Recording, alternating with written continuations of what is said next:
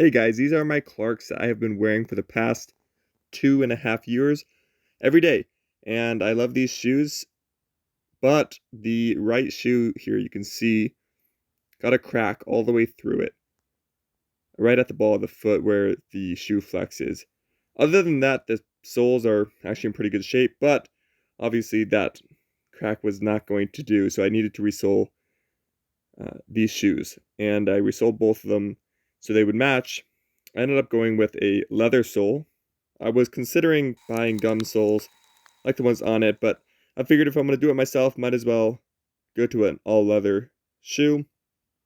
And I figured it might be a bit easier to work with leather than the rubber, and I don't know what special glues and different machinery you might need to use, but I like the idea of having an all leather shoe. So that's what I went with, and I cut off the uppers from the soles and I traced those onto a piece of leather. I went to the local leather supply store and bought about $30 worth of leather and different tools and some wax thread. So I figured if I get a few more months of use out of them, I'll be happy. These are about a $60 pair of shoes, so I didn't want to spend too much money doing this project. So I went fairly budget with the materials and supplies, but it worked out pretty well, so I'm very pleased with it. I am picking out all the old stitching here with those needle nose pliers.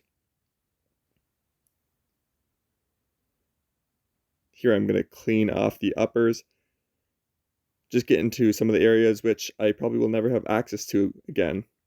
This was my first time ever doing any real leather work or shoe repair work, and I didn't really watch any videos beforehand, which I wish I would have done, because right here I'm applying some contact cement to the soles to put them together, and I really wish I would have scuffed up the smooth sides of the leather before I did that, because I had some delamination issues later.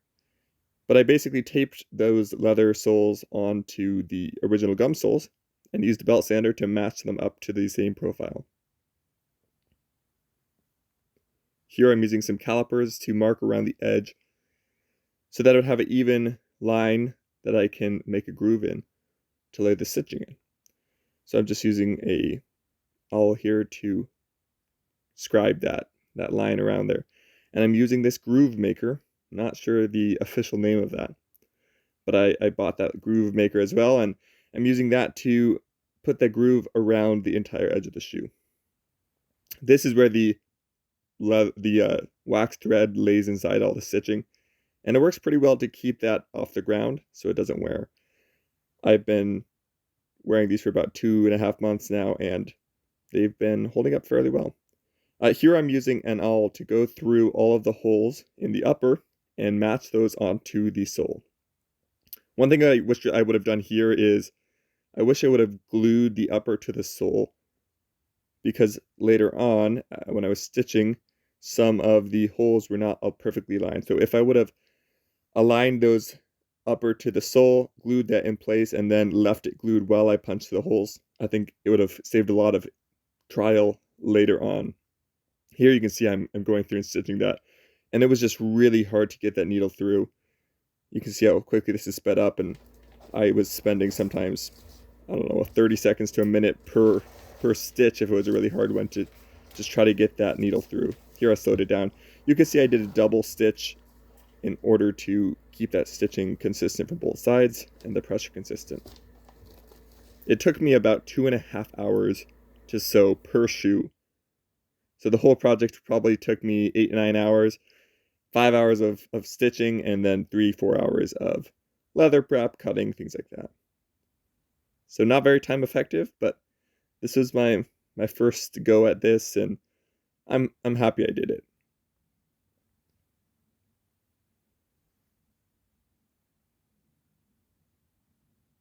So I'm just going through, and there's a lot of stitching that I had to do. There are some sections like here where it went fairly easily when all the holes were aligned. And then there were sections where it was stiffer or the holes were more out of alignment that it just took forever. And here I actually switched techniques, and this helped a lot. I started leaving the stitching loose for about 15 to 20 stitches trailing behind my progress, and that helped a lot. I was able to flex the leather a bit more with the loose stitching, so I could align the holes, get the thread through, and then go through after and tighten it up. So that helped a lot and saved a lot of time, especially on these sections in the heel where it was especially stiff, because I'm going through 2 layers of leather for the sole plus the upper. So there were some sections that were just really tough. Here I am tightening up the end of that first shoe, and I just tied a knot at the end. I tied it in the heel so that it would hopefully be buried, and you wouldn't be able to see the end of the stitching at all. Here is halfway through the second shoe. I cut out some of the footage here, but I went around the whole thing just like I did for the first one. And right here you can see I actually had an issue where I had one extra hole in the sole compared to the upper. I somehow miscounted or miscalculated and had an extra, so I had to do a double stitch in order to, I guess, burn that hole so it wouldn't, here I'm counting so it wouldn't, make sure that wouldn't happen again. But yeah, I did a double stitch, and I only had that happen once. So again, if I would have glued the upper to the sole before doing this, I wouldn't have had that issue. So you can hopefully learn from the mistakes I made if you decide to do this yourself.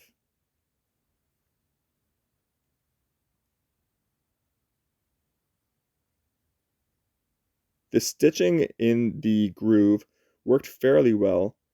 Now that I've been wearing them for 2 months, there's only one section that the string or the wax thread is starting to wear through. I use the needle nose pliers here to pull the needle through the leather on some of the tougher sections. And here I am using that same contact cement in order to stack the heel leather pieces together. Again, I really wish I would have scuffed up the leather, the smooth side of the leather before I would have stacked those, because I did have delamination issues about a week later. So I've actually pulled them apart. I scuffed it up with 80 grit sandpaper and reapplied the contact cement, and it's much better now. It's been holding up for the past 2 months. So I wish I would have done it in the first place. But there's another tip. And here I am sanding off the leather to make it nice and straight and match the upper with the belt sander. Here I'm staining the sides of these shoes. I ended up regretting this. I should have tested the stain on a scrap piece of leather before applying it to the shoe, but I didn't. And I actually sanded it off here because it was just a very purple, it looked too purple in my opinion on the shoe. So I sanded it off and ended up leaving the soles just a natural leather color, the light tan color on the sides. I quite like the look, and I didn't want to risk staining it again. Here I'm applying some leather conditioning wax. These uppers I decided to keep fairly unrestored. I like the look of a well-worn pair of shoes. I think it adds some character to them. So I didn't really do any repair on those. Just a little bit of shining up with this leather wax. These shoes are shoes that I wear every day. I wore them to my brother's wedding. I wanted to wear them to my own wedding, but my wife, well, fiance at the time, wanted me to have something a little bit more dressy for my wedding, so I ended up having to get a different pair of shoes for that. But I do like these shoes a lot. I'm just going through and applying that everywhere. The leather sole is quite a bit different than the gum sole. It's obviously a lot thinner and a lot less supportive, but I'm actually quite used to that because I wear a barefoot style of shoe all the time, so I'm used to a more minimalist feel. But it definitely does not feel like the gum sole with that extra cushion that you might be used to. So that's something else to note if that is an issue for you.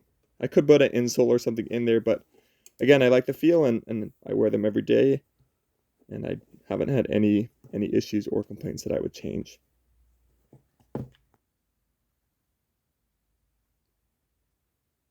So I just laced them back up, and they are just about done. You can see the finished result right when I completed them. I did end up going back and sanding off the edge of the soles, just clean them up a little bit more to make them a little bit more polished of a look. And you can see there that the stitching is sort of laying in those grooves.